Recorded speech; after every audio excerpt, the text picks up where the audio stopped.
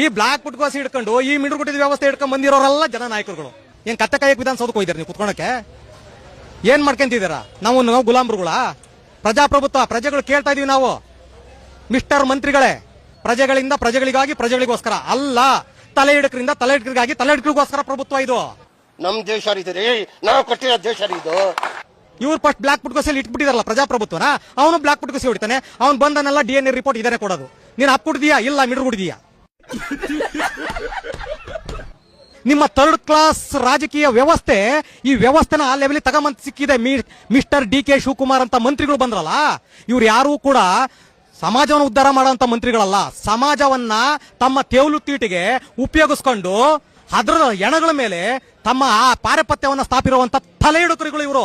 ಇಂಥ ಮೂರ್ಖರು ಮುಟ್ಟಾಡ್ರಿಗೆ ಪ್ರಜಾಪ್ರಭುತ್ವ ಬೇಕಾಗಿರ್ಲಿಲ್ಲ ಇವರಿಗೆ. ಹೆಂಗಿದೆ ಓಪನಿಂಗ್ ಥ್ರಿಲ್? ನಮ್ ಟ್ಯಾಕ್ಸ್ ದುಡ್ಡು ರೀ DK ಶಿವಕುಮಾರ್ ಸಂಬಳ ಕೊಡ್ತಾ ಇರೋದು. ಏನಾದ್ರು ಅಪ್ಪ ಮನೆಯಿಂದ ತಗೊಂಬಂದು ಏನಾದ್ರು DK ಶಿವಕುಮಾರ್ಗೆ ಏನಾದ್ರು ಸಂಬಳ ಕೊಡ್ತಾ ಇದಾರ? ನಿಮ್ಮನ್ನ ಪುಟ್ಕೋಸಿ, ಬ್ಲಾಕ್ ಪುಟ್ಕೋಸಿನ ತಲೆ ಮೇಕ ಹಾಕಿ ಜನ ಕಳ್ಸಾರ ಅಲ್ಲಿಂದಲೇ. ಅವತ್ತೇ ಪೂರ್ವಜರಿಂದಲೂ ಇದೇ ಕೆಲಸ ಮಾಡ್ಕೊಂಡ್ ಬಂದಿರೋಂಥವ್ರು ರೈತರು. ಯಾವುದು? ನಾವು ಮಕ್ಕಳು ಮಕ್ಕಳುಗಳಿಂದಲೂ ತಾತ ಮುತ್ತಾತಗಳಿಂದಲೂ ಇದೇ ಕೆಲಸ ಮಾಡ್ಕೊಂಡ್ ಬರ್ತಿರೋದು. ನೀವು ಆಯ್ತು, ಆಮೇಲೆ ರೈತರ? ಹೌದು, ನಾವು ರೈತರೇ. ನಮ್ಮ ಮುಖ್ಯಮಂತ್ರಿಗಳು ನೀವು ರೈತರೇ ಅಲ್ಲ ಅಂತಾರೆ. ರೈತರೇ ಅಲ್ಲ ಅಂದ್ರೆ ಅವ್ರು ರಿಯಲ್ ಎಸ್ಟೇಟ್ ಮಾಡ್ಕೊಂತ ಇದಾರ್ರಿ.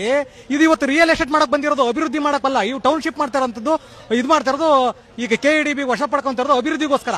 ಏನು ಅಭಿವೃದ್ಧಿ ಮಾಡಬೇಕು? ನೀರಾವರಿ ಯೋಜನೆಗಳು ತರಬೇಕು. ಅಭಿವೃದ್ಧಿ ಅಂದರೆ ನೀರಾವರಿ ಯೋಜನೆಗಳು ತರಬೇಕು. ಆಮೇಲೆ ರೋಡ್ಗಳು ಬರಬೇಕು, ಹೈವೇಗಳು ಯಾವಾರ ಬರಬೇಕು. ರಿಯಲ್ ಎಸ್ಟೇಟ್, ಇವ್ರು ರಿಯಲ್ ಎಸ್ಟೇಟ್ ಪ್ರಕಾರ ಮಾತಾಡೋದಾದ್ರೆ ಇವ್ರ ಎಷ್ಟೋ ಅಪಾರ್ಟ್ಮೆಂಟ್ಗಳಿದಾವೆ, ಎಷ್ಟೋ ವಿಲ್ಲಾಗಳಿದಾವೆ. ಒಂದು ಫ್ಲಾಟ್ಸ್ ರೇಟ್ ಎಷ್ಟು? ಒಂದು ವಿಲ್ಲಾ ರೇಟ್ ಎಷ್ಟು? 4.5 ರಿಂದ 5 ಕೋಟಿ ಒಂದು ವಿಲ್ಲಾ ಪ್ರೈಸ್. ಒಬ್ಬ ರೈತ ಕೊಡ್ತಾ ಇರೋದು ಎಷ್ಟು? ಒಂದು ಎಕರೆಗೆ ನೀವು 2.5 ಕೋಟಿ ಕೊಡ್ತೀನಿ ಅಂತ ಹೇಳ್ತಿದ್ದೀರಾ. ಯಾರು ಇದಕ್ಕೇನು ಉತ್ತರ ಕೊಡ್ತೀಯಪ್ಪ? ಮನೆಯಿಂದ ಕೊಡ್ತೀರಾ? ನಿಮ್ಮ ಮನೆಯಿಂದ ಕೊಡ್ತೀರಾ? ಇಲ್ವಲ್ಲ. ಜನರ ದುಡ್ಡು KEDB ಬಂದಿದೆ, ಅದನ್ನ ಕೊಡ್ತೀನಿ ಅಂತೀರಾ. 50% ಕೊಡ್ತಾ ಇರುತ್ತೆ. ಇನ್ 50% ಮಕ್ಕಳು ಮರ ಯಾವ ಸತ್ತೋದಾದ್ಮೇಲೆ 50% ಜಾಗ ಕೊಡ್ತೀನಿ ಅಂತ ಹೇಳ್ತೀರಾ. ಅದನ್ನ ತಗೊಳೋದಾದ್ರೂ ಹೆಂಗೆ? ಆ ತಗೊಳಕ್ ಪ್ರೊಸೀಜರ್ ನ್ಯಾಯವಾಗಿರೋದಿಲ್ಲ. ಇರ್ತೀವೋ ಬಿಡ್ತೀವೋ ಗೊತ್ತೂ ಇಲ್ಲ. ಎರಡನೇದಾಗಿ 50% ತಗೊಂಡು ಕೈಗೆ ಬಂಗಾರದ ಚೈನ್ ನೀರಾಗಿರ ಹಾಕ್ಕೊಂಡ್ಬಿಟ್ಟು ಓಡಾಡ್ಬಿಟ್ರೆ 2 ವರ್ಷಕ್ಕೆ ನಿಮ್ದು ಹಣ 1 ಕೋಟಿ ಮುಗಿದೋಗ್ತೈತಿ. ಮುಗಿದೋಗುತ್ತೆ. ಮುಗಿದಾದ್ಮೇಲೆ ನಾವೇನ್ ಭಿಕ್ಷುಕರಾಗಬೇಕಾ?